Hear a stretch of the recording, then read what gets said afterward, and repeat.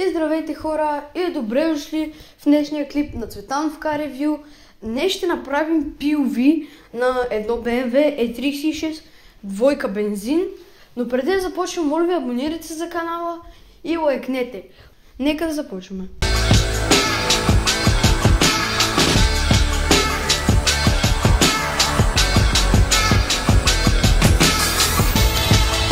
Сега по външния вид. По външния вид, както може да се забележи, има М-кова броня с доста издължен лип, джанти BBS-ки. Апаратите са си оригинални, но доколкото разбрах, скоро замисля да ги сменя. Има съвсем леко фолио на прозорците, около 16%. Това е на генерацията при Premium Performance 423 Pro SRX. Доста добра генерация. Та хора, както може да се види, има задна М-кова броня и не знам колко може да видите, има и М-ков спойлер. Салона е М-ков и волана също. Нека да продължим с двигателя.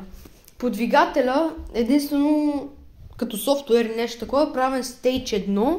220 коня стана.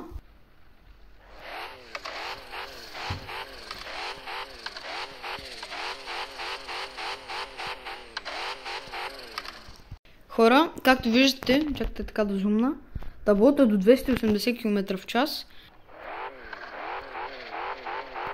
Волана също е от M3 E36.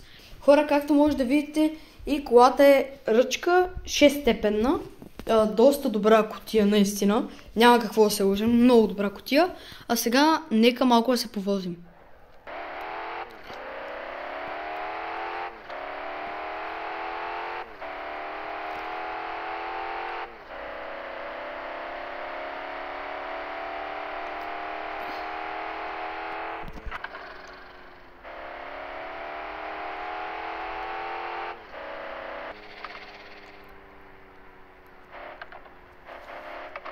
Това беше от мен, хора. Надявам се клипа да ви е харесал.